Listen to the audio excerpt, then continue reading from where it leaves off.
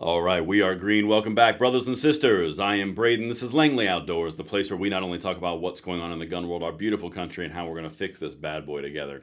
Guys, the videos that I'm about to show you, all I can tell you is the SQUIRM is absolutely real. You guys have these representatives so incredibly uncomfortable on both sides of the aisle. On the Republican side, you've got the representatives feigning to be George Patton or George Washington.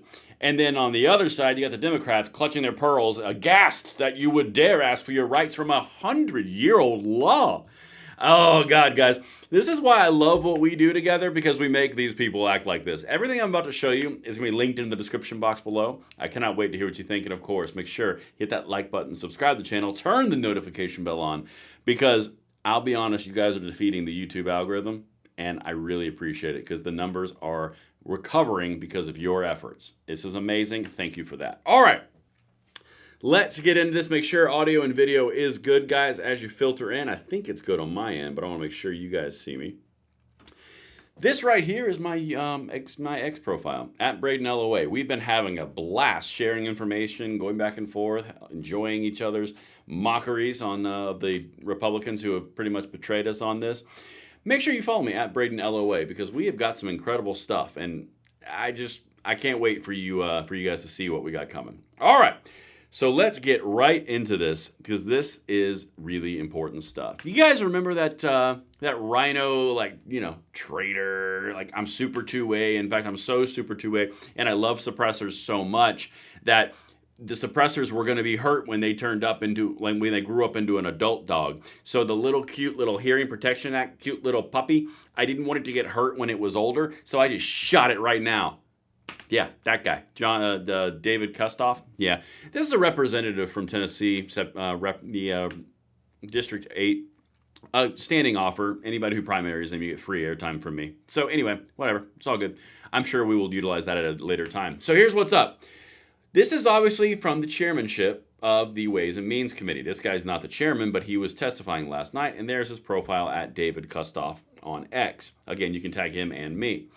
So I want to show you what he said here, and you tell me, this is different than the thing we showed you earlier today, if this checks out with a hardened 2A advocate, as he's saying. Remember, this is the guy who, the cute little Hearing Protection Act puppy, didn't want it to get hurt later in life, so he just killed it. Yeah. This is what he said. I just want to hear your thoughts. Let me know in the comments. Let me turn the volume up here. The claim that this amounts to an industry handout that will exacerbate gun violence is just not founded. In fact, it's unfounded. On the contrary, this provision is an important first step towards correcting an unjust, outdated law that has infringed on Americans' fundamental constitutional rights since it was enacted in 1934, almost 90 years ago, and signed into law by President Franklin Roosevelt as the National Firearm Act.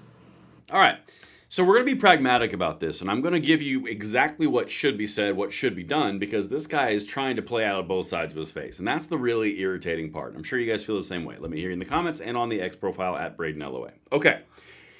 So what we're dealing with right now is the placating language of course, it's been infringing on rights for 90 years, since 1934. FDR signed it. It's the National Firearms Act. It's awful. I hate it. This is also the exact same guy who kept everything in there, and all he did was remove the tax stamp. So instead, or not the tax stamp, excuse me, the fee for the tax stamp, the $200. So the whole point is, and what they don't understand, and this is mind-boggling to me that they don't understand this, and it's been echoed in a lot of conversations I've had, they don't understand why we wouldn't be happy with a tax cut of $200 when the entire thing is a registry, a waiting period, and a mandated entire rigmarole for something that's literally a hollow piece of metal.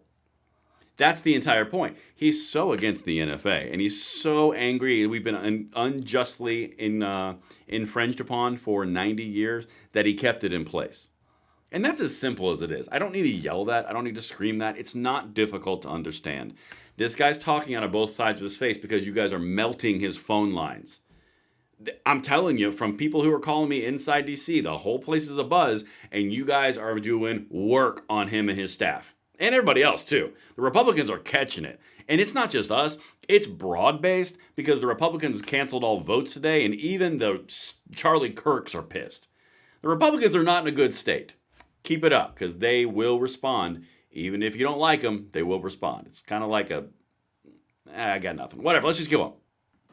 This law imposed a variety of new regulations, including registration, fingerprinting, photographs, and a $200 excise tax on the purchase of specific firearms and firearms accessories, such as firearms sound suppressors. So let's be clear for the record. Yeah, let's be clear. There are numerous problems with the National Firearms Act. Okay. Most notably, the unconstitutional nature of the restrictions placed on the exercise of a fundamental constitutional right by law-abiding Americans. Okay. You should not have to register your firearms, firearm accessories, or pay the federal government $200 to exercise your Second Amendment rights. That's some really, really great language from the guy who literally just kept it behind the registration.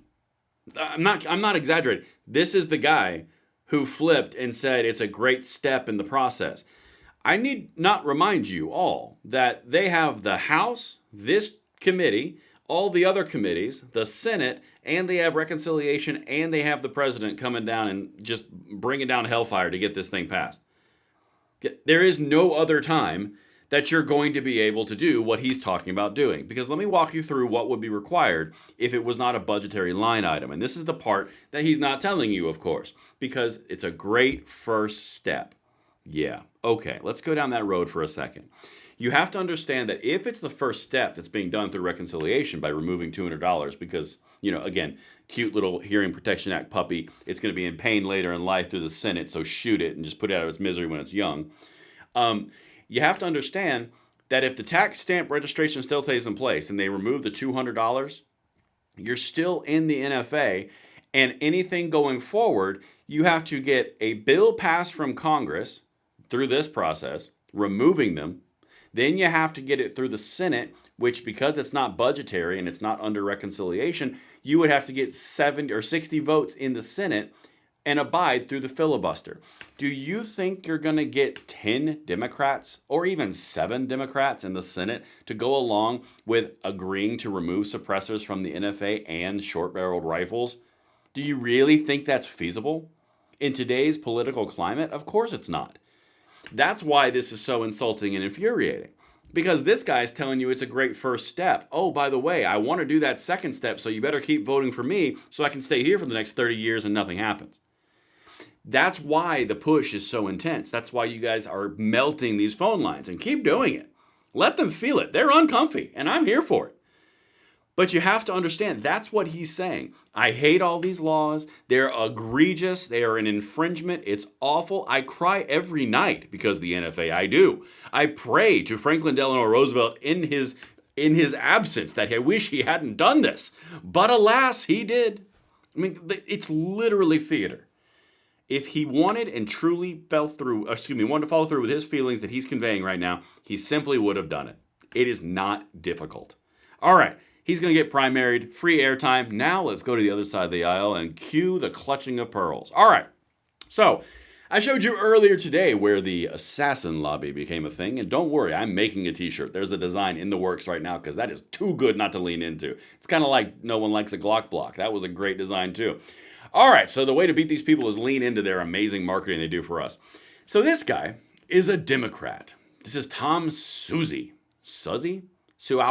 I don't care. He's a Democrat who wants gun control. But he's incensed, my dear people of freedom. He is so awful because, after all, the NFA has been in place for 90 years, guys. We don't want to get rid of anything in 90 years because the measure of a good law, as I mentioned in my earlier video, is clearly longevity. It's not like we abolished it or anything, because I don't know. I'm pretty sure women couldn't vote for a couple hundred years, and that was a really long-standing law. I guess because we probably should have kept that in place by this logic, and I mean, like, really uncomfortable slavery? Ugh. Hundreds of years. I mean, according to this logic, we should just, you know what? We should just keep all the really bad things because they've been in place. That's the stupidity that we're dealing with right here. All right, let's get into the stupidity. We got a little clip, and he is outraged because the Dems are just now figuring out the play. Watch this. I now recognize Mr. Suozzi for 5 minutes. I want to speak in strong support of Mr. Thompson's amendment. Mr. Thompson, as was mentioned, is a Vietnam veteran. He's an avid gun collector. Oh. He won the best shot for the Democrats today in the Sportsman's Clay Oh, competition. he must love I us. did not do as well as he did. Don't care. But it's shocking to me. Shocking. I mean, here we have this 400-page bill. Oh, my God. And I don't think this item would even have been discussed were it not for Mr. Thompson. And now it's 1 o'clock in the morning. I hope people will take note of this. There was a provision created in 1934 for dangerous and unusual items commonly used by, quote, gangsters. Which how they is, I think, made it back in offensive 1934. now, actually. $200 fee. It's been the same fee since 1934. $200 in 1934 would be about $4,800 today. That's why people saw this as being such a dangerous thing. In fact, there was a silencer used in December in New York City when Luigi Mangione shot the CEO of United Health. You mean in the gun control zone with sensitive places and suppressors being illegal and all that? You mean that one? Okay. Well, we're going to get more of this guy. But guys, you have to understand, the law has been in place for 90 years, and it's so good. And the tax fee has stayed the same. So it's not that bad. Hey, knock, knock, who's there, Republicans? This is why you don't do this crap. When you make it about a stupid $200 fee, they can do this kind of crap. All you have to do is remove it, which is what you could have done according to General Patton over here. All right? Now, let's continue because we owe it to ourselves to continue with this dribble until we get to the bottom of it. And he probably wouldn't have been caught were it not for the cameras that were in the area. Because when a silencer happens, you don't really know where the shot's coming from. You don't know that it's happening. Tell me you've never fired a suppressor without telling me you've never fired a suppressor. Because you don't know where it's coming from? It just like evaporates out of nowhere? Like there's no thud or thump or any kind of noise? Okay. And so think about it. $1.4 billion cost over 10 years is about $140 million a year. So you know that's not that big a deal. That's okay. This is important. $1.4 billion is the money they're saying that it would have saved American taxpayers. That's the whole thing. Like, we gave you a $1.4 billion tax cut. We're awesome. That's what he's referencing. Okay, watch this. Oh, come on, Braden. Hit the wrong button. Amateur hour. is about $140 million a year. So you know that's not that big a deal. That's 700,000 silencers. Oh! 700,000 times $200 is 140 million, $1.4 billion. So it obviously has not retarded the purchase of these items. Oh, we've got one of those. Anyway. Over the years.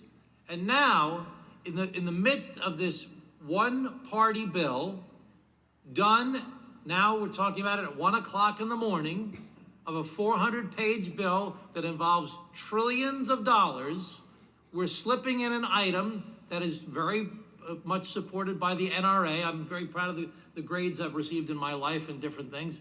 All right, hold on, guys. Sorry. Slipping it in the dark of night, $1.4 billion. This bill was introduced on 1/15. I know. Slipped in the middle of the night? These freaking morons. But I got an F from the NRA. $1.4 billion to try and make it easier to buy silencers in the United States of America that are often used by criminals, done in a giant bill in the middle of the night during police week.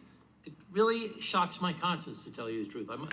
Shocks his conscience. And I wanted to leave it on that one. Guys, it shocks his conscience. Because after all, only criminals buy suppressors. Doesn't that sound familiar? It's not the same old rigmarole and the same old talking points. Only criminals buy AR-15s. Only criminals use ghost guns. It's literally the same rinse and repeat non-freaking stop. Suppressors aren't used indiscriminately by criminals. That is idiotic.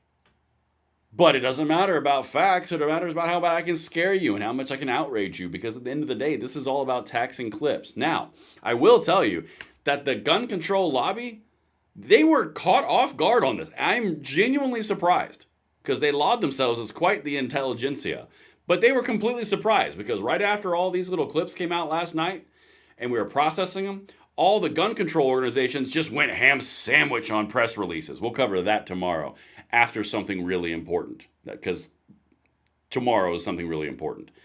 But that's where we're at right now. So we've got on one side General George Patton and, you know, George Washington wannabe, because he's so pro 2A, so he killed the 2A so no one else could kill it. And then this side, we've got fee clutching and pearl clutching and somehow a conscience.